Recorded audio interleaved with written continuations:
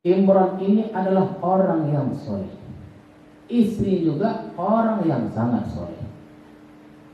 Sangat soleh. Solihah.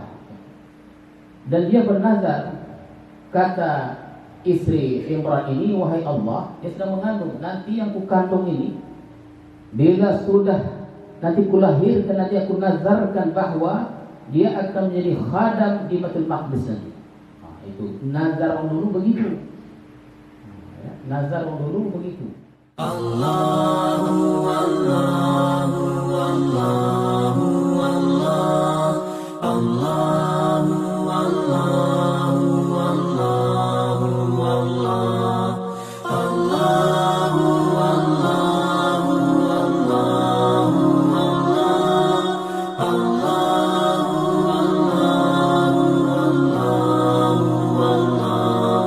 Allahu Allahu Allahu Allahu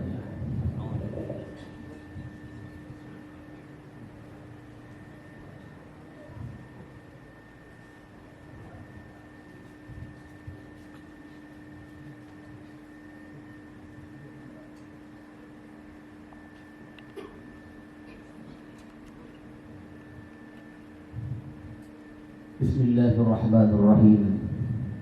Assalamualaikum warahmatullahi wabarakatuh. Alhamdulillahirabbil alamin. Wassalatu wassalamu ala asyrafil anbiya'il mursalin wa ala alihi wa sahbihi ajma'in, amma ba'd. Tuan-tuan para khalifah, hadirin hadirat, serta para tetamu sekalian, wabil khusus tamu kita yang datang dari Medan, Bapak Sofyan Hidayat beserta rombongan yang hadir bersama kita pada malam hari ini.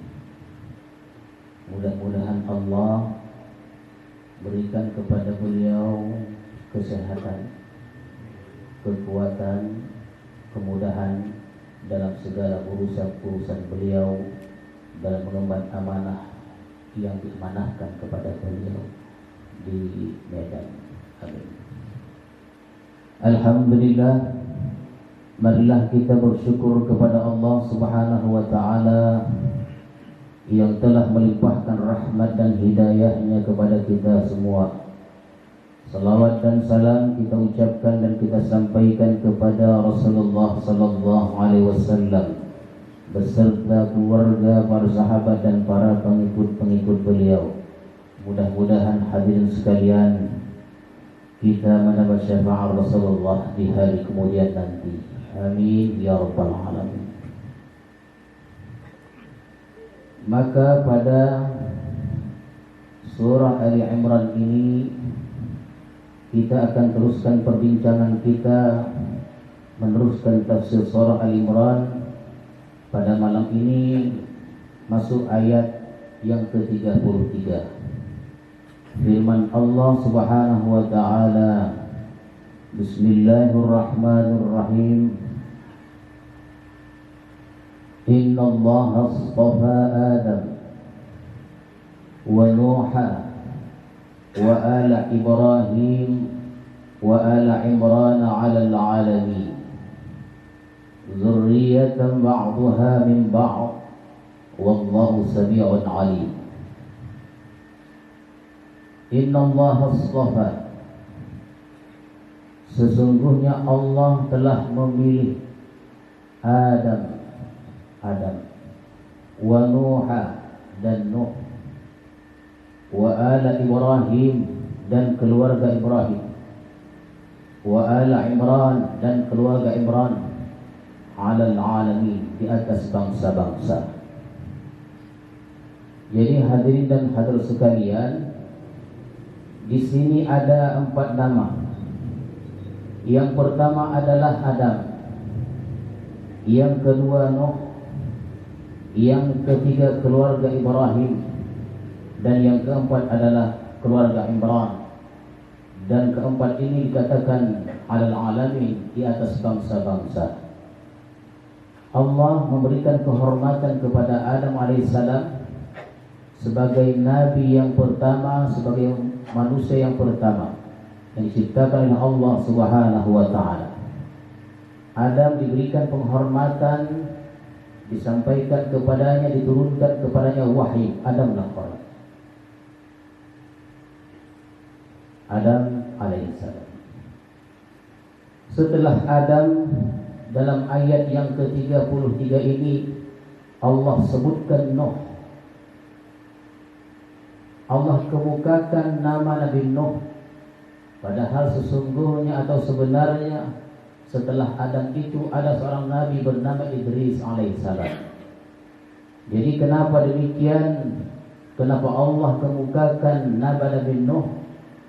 Karena Allah kemukakan Nuh alaihissalam karena Nabi Nuh ini selain diturunkan wahyu, ada syariat padanya.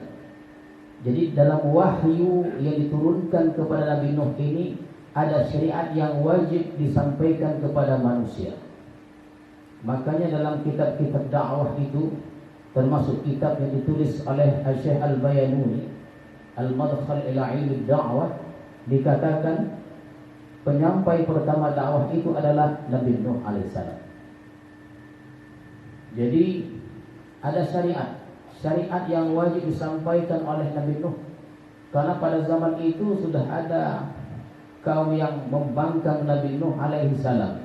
Maka dalam wahyu itu ada syariat yang wajib disampaikan. Hadirin dan hadirat sekalian, dalam sejarah ada dicatatkan bahwa ada beberapa orang nama anak Nabi Nuh. Di antaranya adalah Ham, Sam, dan Yafid. Itu antara nama, ada sebutkan Kanaan dan lain-lainnya. Tapi dalam sejarah itu, hadirin sekalian, ada 3 nama yang biasa disebut. Yang pertama anak Nabi Nuh itu Ham, kemudian Sam, yang ketiga Yafid. Dan dari Sam ini, ribuan tahun kemudian, dari Sam ini lahirlah keluarga Nabi Ibrahim alaihissalam. Dan Nabi Ibrahim alaihissalam ini, beliau ini kan keturunan Nabi Nuh dari anaknya Sam. Sedangkan Nabi Ibrahim disebutkan wa ala Ibrahim, keluarga Ibrahim, artinya Nabi Ibrahim. Nabi Ibrahim ini mempunyai istri 2 orang. Yang pertama Sarah, yang kedua Hajar. Dan anak tertua beliau namanya Ismail, ibunya Hajar. Walaupun Nabi Ibrahim kawin pertama kali kepada Sarah, tapi Hajar dahulu yang mendapatkan anak namanya Ismail. Setelah itu Ishak. Jadi Ismail ini adalah anak tertua Nabi Ibrahim alaihissalam. Hadirin sekalian, Nabi Ismail alaihissalam ini yang pada akhirnya menurunkan generasi atau bangsa Arab Adnani. Makanya dalam selawat itu disebutkan Sallallahu alaikallahu ya Adnani. Begitu dia. Karena Rasulullah, urutannya Rasulullah SAW ini, hadirin sekalian, Rasulullah keturunan dari Nabi Ibrahim alaihissalam dari jalur Ismail, yang mana Nabi Ismail menurunkan generasi bernama itu bangsa Arab Adnani.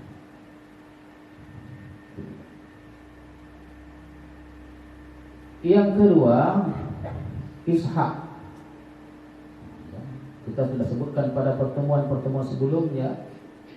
Ishak ini punya anak Yakub. Ketika Yakub lahir, Nabi Ibrahim masih hidup.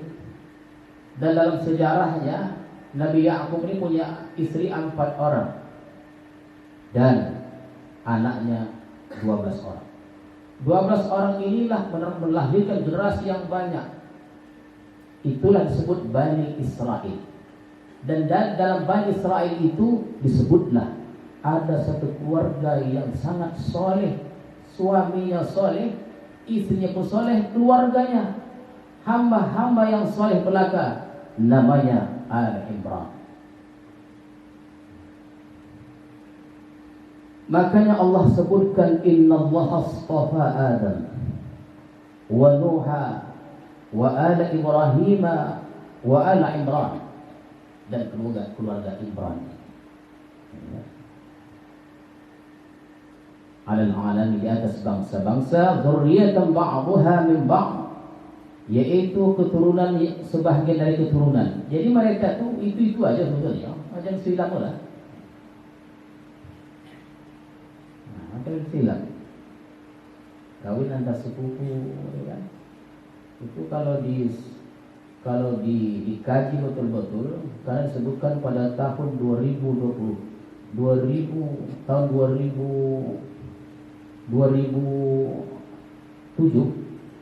itu disebutkan keluarga keturunan Syawrokan itu 10.000.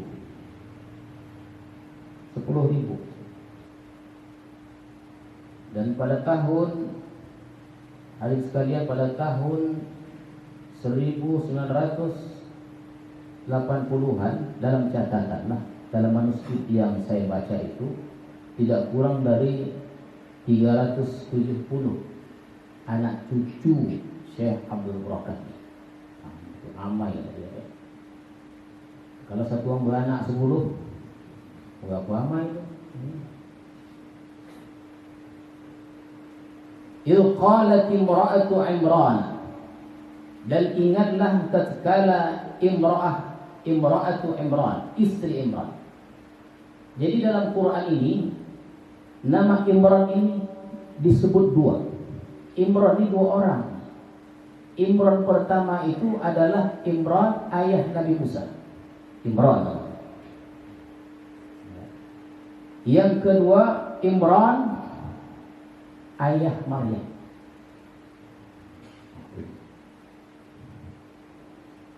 Tatkala qalat imra'atu Imran. Begitulah muqaddimah sebelumnya sampai kepada keluarga Imran. Ingatlah tatkala istri Imran bermohon, Rabbi, wahai Tuhanku, ini nazartu lak, sesungguhnya aku bernazar, ini nazartu laka ma fi batni muharraran fataqabbal minni, sesungguhnya aku bernazar anak yang ada di dalam perutku untuk diperhambakan kepadamu. Jadi hadirin sekalian, Imran ini adalah orang yang soleh, istri juga orang yang sangat soleh, solihah. Dan dia bernazar, kata istri Imran ini, wahai Allah, dia sedang mengandung, nanti yang kukandung ini bila sudah nanti kulahirkan, nanti aku nazarkan bahwa dia akan menjadi khadam di Baitul Maqdis. Itu nazar orang dulu begitu. Nazar orang dulu begitu. Nazar orang sekarang melancong. Fi batni muharraran fataqabbal minni, maka terimalah dariku, innaka antas samiul alim. Falamma wada'atha qalat, ketika istri Imran ini melahirkan anak, qalat, dia berkata, Rabbi inni nazar inni wada'tuha unsa, wahai Tuhanku, aku telah melahirkannya tapi seorang perempuan. Jadi dalam nazarnya, wahai Tuhanku, bila lahir anakku nanti laki-laki, aku akan persembahkan kepadamu untuk mengabdi di Baitul Maqdis. Apa kerjanya? Banyak menyapu, menyuci, ngelap itu, berkhadam itu namanya. Ya, itu berkhadam. Tapi ternyata hadirin dan hadirat sekalian, ketika istri Imran ini melahirkan, ternyata dilahirkan seorang perempuan unsa. Wallahu a'lam bima wada'at. Dan sesungguhnya Allah itu sudah lebih tahu apa yang dilahirkan ini, apa yang dikandungnya dan apa yang akan dilahirkannya itu.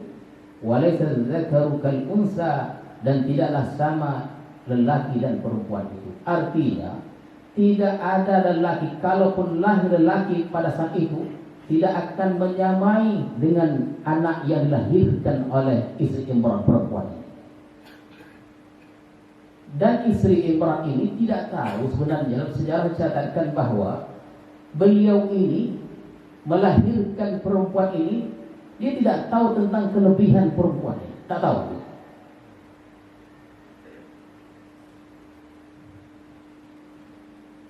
Wa inni samaituha Maryam, dan sesungguhnya aku namakan dia Maryam. Wa inni u'idzuha bika wa dzurriyyataha minasyaitonir rajim, dan aku perlindungkan dia dan keturunannya kepadamu dari syaitan yang dirajam, yang terkutuk. Itulah solehnya. Jadi tuan-tuan, puan-puan serta hadirin sekalian, teringatlah kita cerita Zaid bin Zawta bin Mah.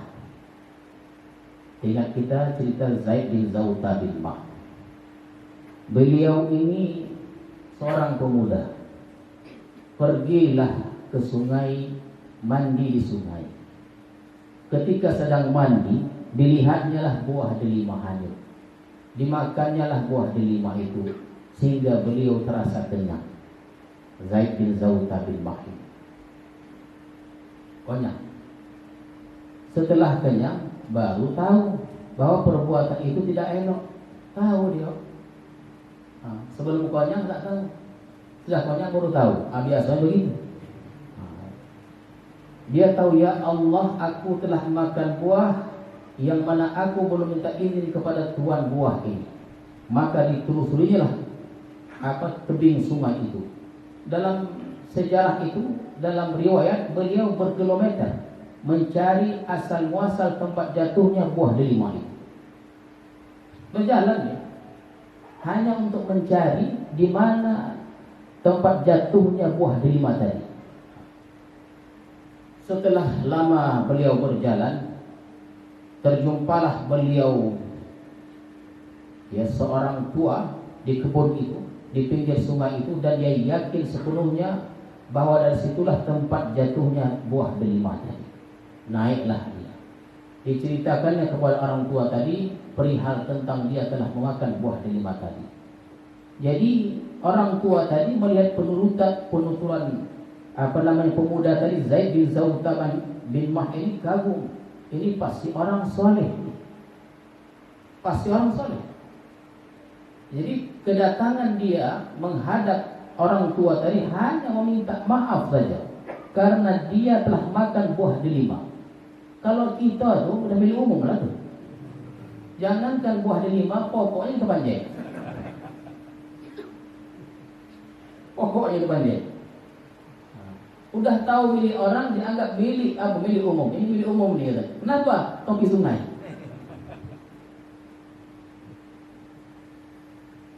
Izinkan saya, mohon maafkan saya karena saya telah berdosa. Bagi ini pemuda. Datang kata orang tua tadi, akan kumaafkan kesalahanmu dengan satu syarat. Syarat apa itu, Tuan? Engkau mesti kawin dengan anak gadisku. Itu namanya pucuk dicinta ulang tiba.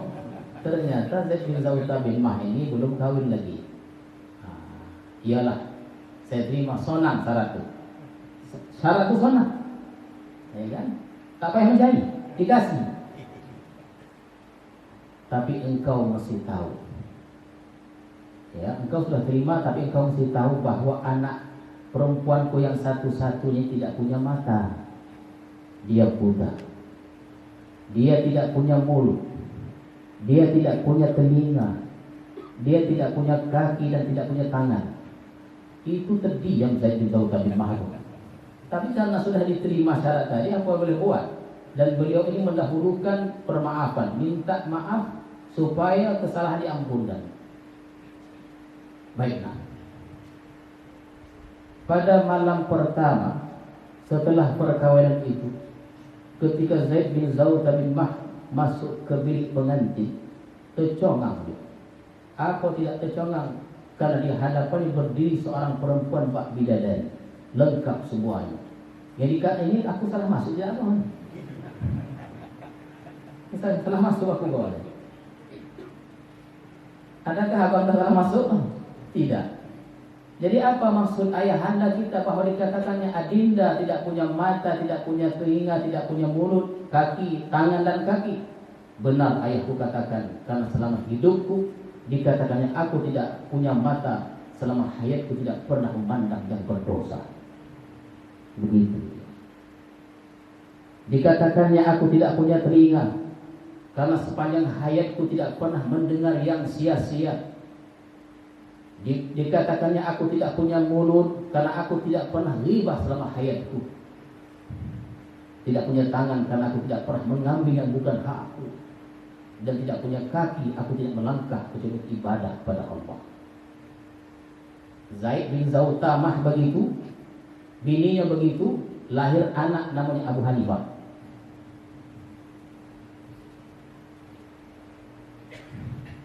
Iko disuruhnya anak sembahyang dia nonton TV. Nah, tengok. Jadi Imran ini begitu solehnya Imran ini. Dan istrinya juga seorang yang salihah. Wajar anak lahir Maryam. Dia tak terkejut itu.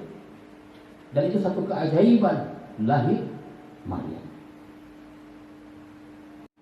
Maka nazar istri Imran tadi dan lahirlah Maryam tadi. Nazarnya tadi sama ada lelaki maupun perempuan, kata Allah dalam ayat yang berikutnya, fataqabbalaha rabbuha biqabulin hasan. Maka diterima nazarnya itu dengan penerimaan yang baik, wa ambataha nabatan hasana. Dan ditumbuhkanlah, dididik dia tumbuh dengan pertumbuhan yang elok.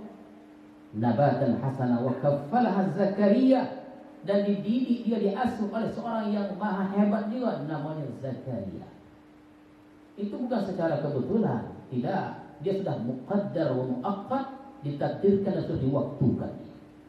Bukan secara kebetulan. Jadi begitulah kita maunya di Islam.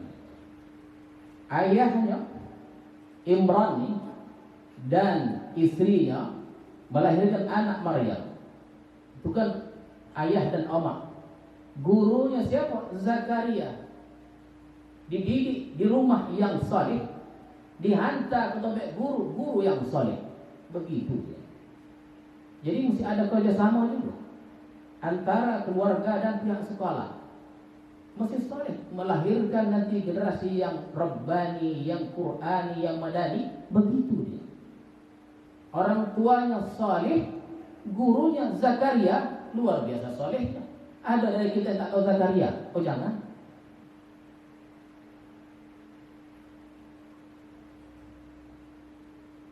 Kullama dakhala 'alaiha Zakaria al-mihrab wajada 'indaha rizqa. Ini setelah dia dewasa. Ini kalau ayatnya begini bunyinya, artinya Maryam sudah beranjak dewasa. Di mana? Dia menjadi khadam di Baitul Maqdis. Ya. Dan Maryam ini hadirin dan hadirat sekalian, namanya Maryam Az-Zahra. Karena Maryam ini sepanjang hayatnya, mohon maaf, tak pernah haid. Pasal film men, tak pernah. Ada orang gomam men, dia tak sembahyang. Dah buat dia pada asayang pada tak isu. Itu dia. Ada seorang lagi namanya Fatimah Zahra. Ada yang menyebutkan begitu, tak keluar apa itu. Haidnya. Begitu sucinya manusia. Makanya hadirin hadirat sekalian, dan Maryam ini itu disebutkan nabiyah, nabi. Hawa disebut nabi juga. Sarah berdemikian juga. Hajar demikian juga. Termasuk Asia istri Firaun, laknatullah. Begitu dia. Lakinya laknatullah, bininya nabiyah. Jadi tiap-tiap kali Zakaria masuk ke mihrab, tempat munajatnya Maryam tadi, didapatinya bersama Maryam itu rizqa, makanan. Qala ya Maryam, Berkata Zakaria kepada Maryam, anna laki hada, dari mana kau dapat ke buah kau? Contohnya rambutan, yang mana rambutan belum musim lagi, tapi ada di samping Maryam. Maryam hadirin sekalian, beliau berkhidmat di Baitul Maqdis, tapi rezeki senantiasa ada. Itu dunia itu tunduk kepada dia. Dunia itu kita akan mengajar dunia ke hulur dan ke hilir, siang dan malam paling penting kita kejar dunia itu. Tapi pada Maryam, dunia ini tunduk kepada beliau. Bukan hanya tunduk, menyerah, tak berdaya di hadapan Maryam. Dari mana kau dapat makanan? Apa jawaban Maryam? Qalat huwa min indillah, dari Allah.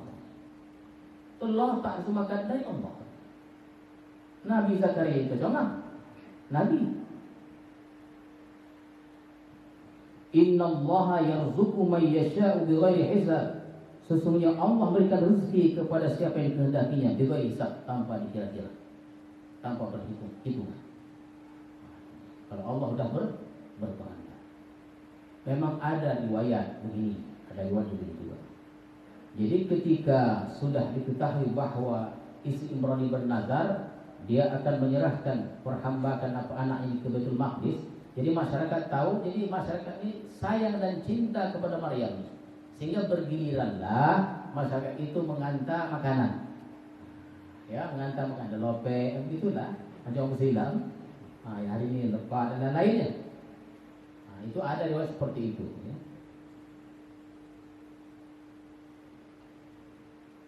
Hunalika da'a Zakaria rabbah. Pada waktu itu, kita terjemahkan pada waktu itu. Hunalika da'a Zakaria rabbah. Bermohonlah Zakaria kepada Tuhan.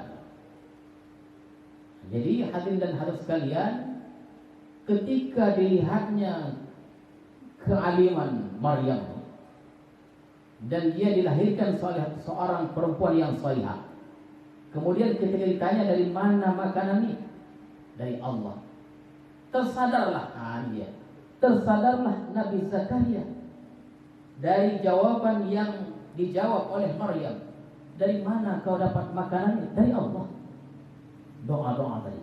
Maka tersadarlah Zakaria. Apa tersadarnya? Karena Zakaria pada saat itu sudah berumur 92 tahun. Satu riwayat mengatakan umurnya 120 tahun, belum punya anak. Jadi Nabi Zakaria ini umurnya, kalau kita ambil pendapat yang kedua 120 tahun, belum punya anak. Tidak asalnya berdoa. Tersadar dia. Tengoknya Maryam begitu salihahnya, dia berdoa itu dari Allah. Tersadar dia, kalau begitu aku nak berdoa juga. Aku doa. Kata Zakaria, kata Zakaria, Rabbi habli min ladunka dzurriyyatan thayyibah innaka sami'ud du'a. Dia berkata, dia bermohon, wahai Tuhanku, anugerahkanlah aku di sisimu dzurriyyatan thayyibah, keturunan yang baik. Innaka sami'ud du'a. Sesungguhnya engkau maha mendengar permohonan-permohonan. Itu hadirin dan hadirat sekalian, Syekh Abdul Rokan itu pada umur 105 itu lahir anaknya 3 orang lagi. Syekh Abdul Rokan umur dia 105 dan umur dia dan 110 pun. 110 itu lahir dia anak. 3 orang lagi. Dia lebih.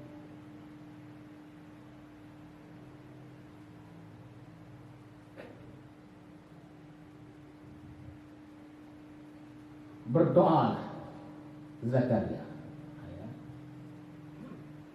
Fanadathul malaikah. Maka menyerulah malaikat. Wa huwa qa'imun yusalli fil mihrab. Ketika Zakaria berdiri bersembahyang di mihrab, menyeru malaikat. Ini tak sebutkan adakah suara atau berbunyi atau dia menculik, tak tahu tak. Jadi kalau kita sembahyang sendiri ada menyuruh orang, bukan kita lagi. Takut kita tuh. Fanadathul malaikah, menyuruh malaikat. Wa huwa qa'imu yusalli fil mihrab, ketika ia berdiri sembahyang di mihrab. Apa seruan itu? Annallah yubashshiruka bi Yahya, bahwa sesungguhnya Allah berikan berita kepadamu tentang akan lahirnya seorang anak bernama Yahya. Hadirin dan hadirat sekalian, pernah kita sebutkan pada pertemuan sebelumnya bahwa itu dalam surah Maryam, itu masih lama lagi, surah Maryam. Tapi pernah saya sebutkan bahwa inni qad wahana al-'azmu minni washta'ala ar-ra'su shayba wa lam akun bi du'aika rabbi syaqiya. Itu adalah perkataan Zakaria. Ya Allah, telah lemahlah tulang belulangku. Washta'ala ar-ra'su shayba. Jadi telah memutihlah rambutku dan tidak pernah bosan aku, kecewa dengan doa-doaku. Jadi apa doanya? Meminta anak. Bila dikabulkan setelah 40 tahun lamanya.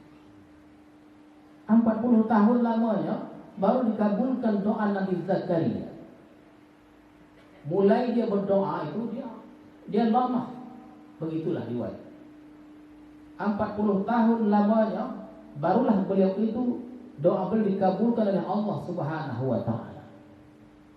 Lahirlah anaknya semata wayang namanya Yahya. Nah, jadi kita pikir-pikirlah, seorang nabi saja, seorang nabi kekasih Allah berdoa siang dan malam baru dikabulkan 40 tahun. Jadi janganlah pernah kita bosan dan berhenti untuk memohon kepada Allah Subhanahu wa taala. Ya, jangan koma menuka-nuka doa. Ya. Komitmen konsisten, istiqomah doa yang dikabulkan Allah Subhanahu wa taala. Doa itu Allah kabulkan bukan kehendak kita, keinginan kita, bukan begitu. Allah berikan yang kita perlukan, bukan yang kita ingini. Kalau yang kita ingini Allah berikan, mungkin kita tak sanggup. Maka kita meminta kepada Allah 1 juta, Allah kabulkan 10 juta. Anda begitu? Anda minta 10 juta, dikasih 1 juta, atau enggak pun. Allah berikan yang kita perlukan, bukan yang kita ingin. Ya, konsep doa itu begitu. Allaha yubashshiruka bi Yahya, sesungguhnya Allah berikan berita gembira kepadamu tentang lahirnya seorang anak lahirnya seorang anak namanya Yahya, musaddiqan bi kalimatin minallah, yang akan benarkan kalimah dari Allah. Apa kalimah? Kalimah kun. Membenarkan kalimah. Apa kalimah? Kun. Artinya jadilah. Jadilah. Itulah kun. Bainal apa itu? Qaf wan nun ya. Bainal kafi wan nun. Kun. Bainal kafi wan nun. Kun artinya jadilah. Maka jadilah. Jadi apa maksudnya? Hadirin dan hadirat sekalian, firman Allah bahwa musaddiqan bi kalimah, akan benarkan kalimah dari Allah, bahwa Yahya kelak akan membenarkan kenabian Nabi Isa alaihissalam. Itulah kalimah kun, yang mana Nabi Isa itu dilahirkan tanpa seorang ayah. Itulah kalimah dari kun. Dan Nabi Yahya ini bukan sekedar musaddiqan bi kalimatin minallah, tapi beliau juga disebut Allah wa sayyidan, pemimpin, wa hasuran, terpelihara, wa nabiyan, seorang nabi, minas salihin, dan termasuk dari kalangan orang-orang yang saleh. Walaupun pada akhir hayatnya di umur beliau yang sangat muda, dan beliau disebutkan dalam 33-34 kepala beliau dipotong oleh seorang raja zalim pada saat itu, karena hanya tidak merestui perkawinan antara raja dan keponakannya. Ya.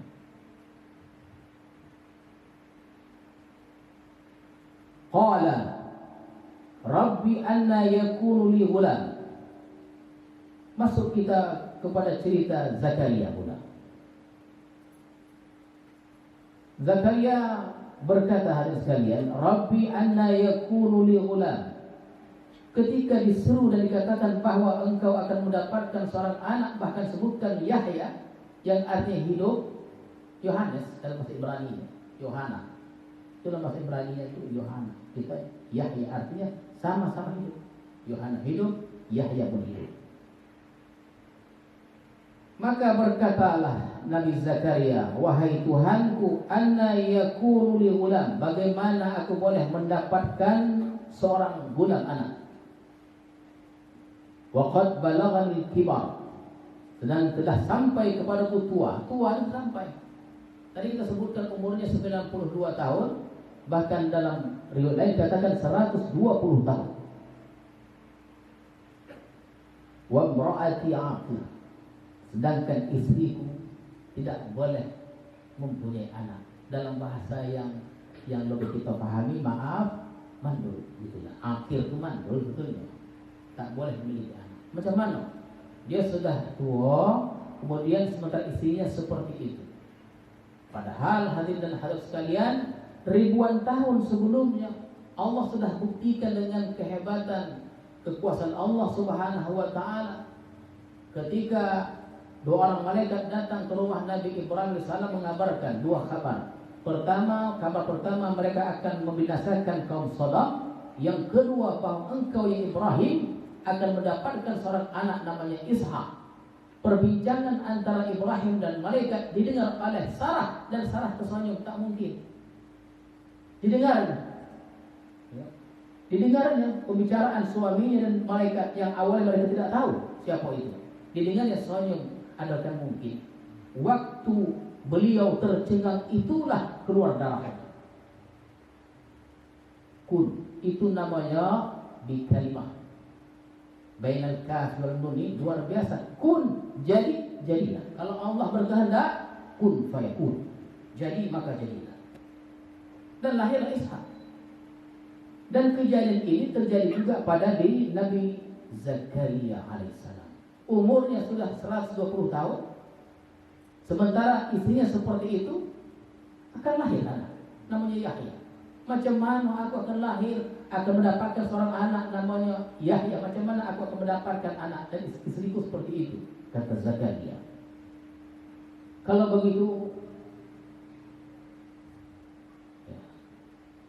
begitu, qala rabbi ja'alni ayah, berikan padaku tanda. Ya, mungkin untuk supaya tenang, berikan tanda. Karena ini mesti disambut. Qala ayatuka alla tukalliman nasa salasata ayyam. Tandanya adalah engkau tidak bercakap dengan manusia 3 hari. Illa ramzan, hanya dengan isyarat saja. Riwayat mengatakan dikeluhkan lidahnya, tidak boleh bercakap. Itulah tandanya.